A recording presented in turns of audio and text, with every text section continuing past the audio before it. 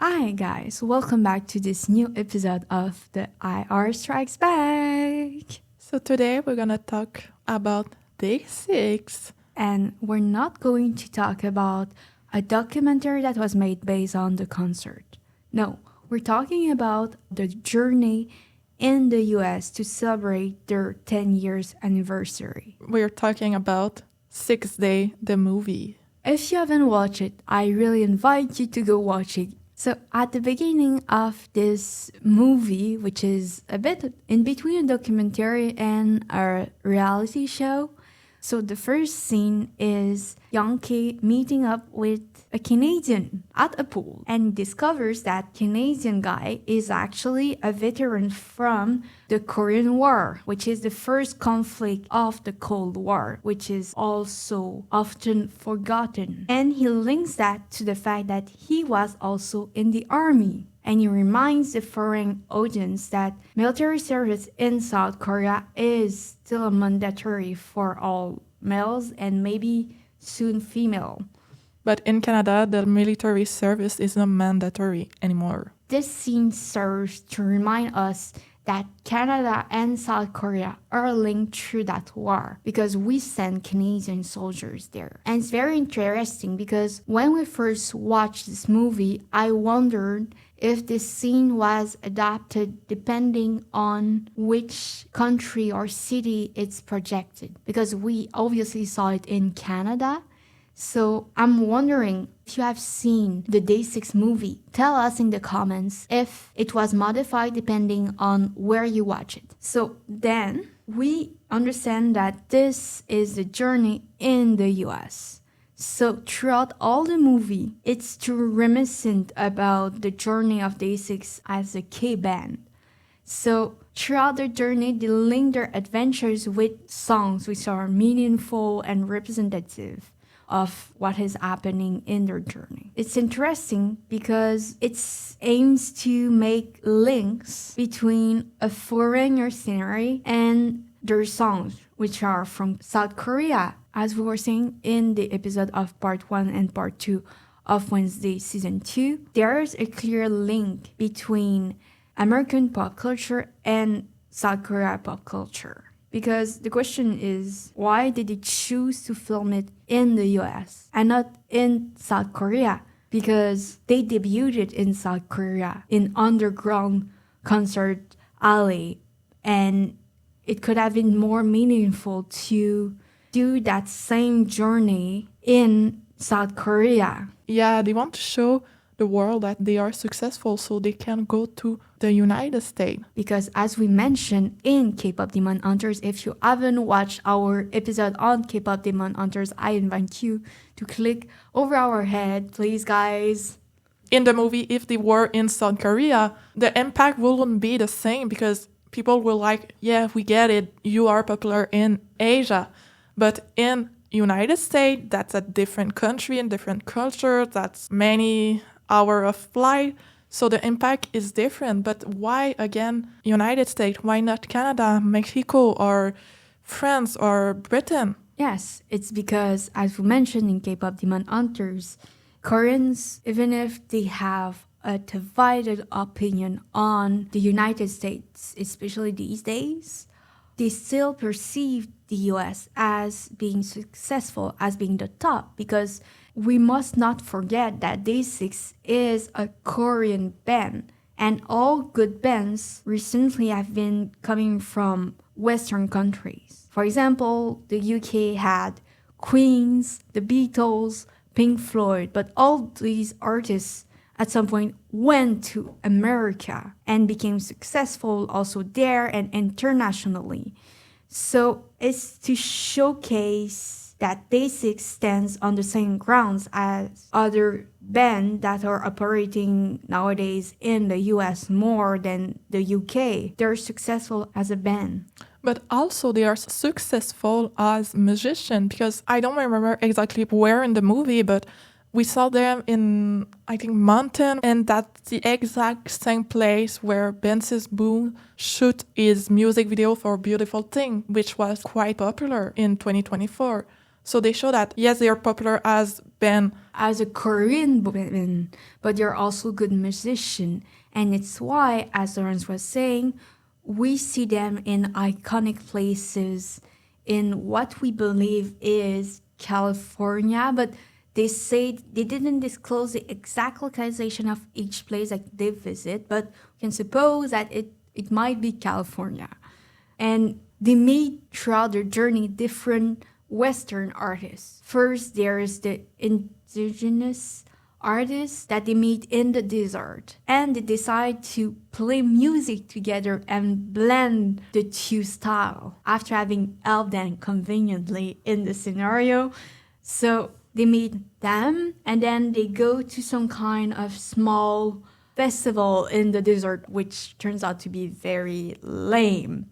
And then they save the day by playing one of their songs. It's to link their history with Western countries and especially the United States and portray them as successful and even maybe suggest that they might be better than some bands in the US or in Western countries. This time to the contrary of K-pop Demon Hunters, where it's more about the American soft power that is more or less feeding off K-pop Demon Hunters. This time, it's the opposite. It's clear that the people that produce this documentary was actively aiming to establish links in the audience between Korean band, US, Western artists. So they were trying to utilize American soft power, American pop culture, American singer artists with Day6. But they have more reserve regarding the US than you might expect. So since their guy Dave stole their car while they were doing boogie in the dunes, which is nice, they're without a car, without ID, without anything, and they're walking beside one of these roads in the US that have nothing else around. And they're really discouraged. They're trying to do hitchhiking. It doesn't work. No one is stopping. No one. And this is for us some kind of critique against the US. So as much as in K-pop Demon Hunters, we see that the US's soft power doesn't have any reserve regarding the Korean culture. And it even influenced the ending of K-pop Demon Hunters. But here, the people that produced this documentary were also very lucid regarding the treatment of Asians in the US. So for us, it's some kind of way to say that the US is not perfect and we're aware of this, but it's still the goal to attain as artists, but it doesn't mean that it's going to be without obstacles. So the fact that their car was stolen by Dave, which is a white guy American, and that no one wants to take them in their car, is saying that the US might not be that much open to us being here all the time. But at the end, even if they recognize that there's some kind of racism in the US towards Asians and Koreans, at the end, it's the police that help them find back the car. So it's a soft critique of the US and racism in the US. But still, it's surprising because that's not what you would expect of that kind of documentary, because as we explained at the ending of K-pop Demon Hunters, present only a good side of the idol, only like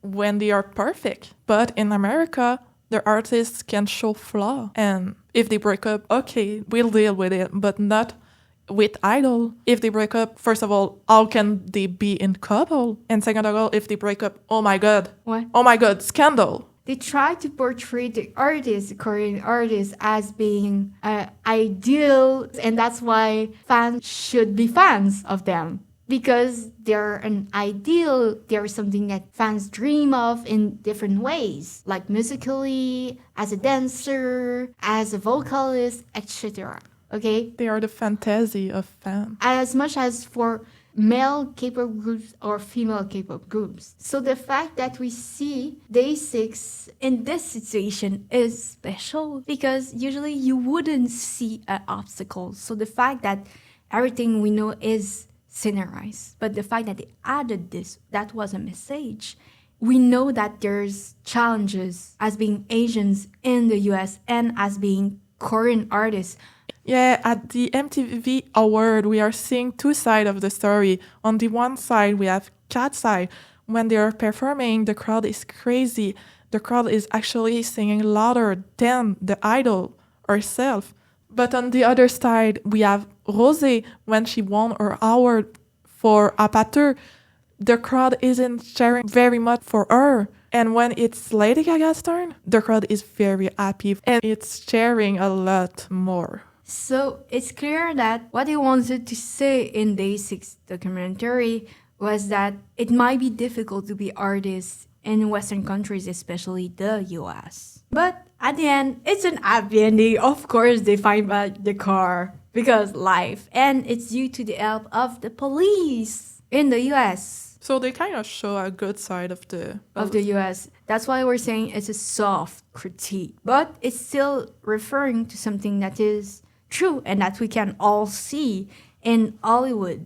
Because let's remind us that Rosé winning this award was very, very meaningful, whereas Lady Gaga, like, she's already established. Like, it's not her first award. And, okay, Apatou was really great, so it deserves more cheers, guys. So, to conclude, this documentary of Day6, which is supposed to do a resume and a reflection of the journey as K-pop artists in a band, is deeply linked with the US, while they began the journey actually in South Korea. And even if it's a reminiscing of their days as idols, because it's been 10 years, guys, they do it in the US. And they want us to establish a link between their success and the fact they can do this kind of show in the US with Western artists, feel maybe a bit better than them or collaborate with them sometimes and get rejected by some parts of the US, but they're still there and they made it. So I hope that you enjoyed this episode and that you'll go watch K-pop Demon Hunters and our 2 parts of Wednesday. So have a great day, guys. Ciao! See you!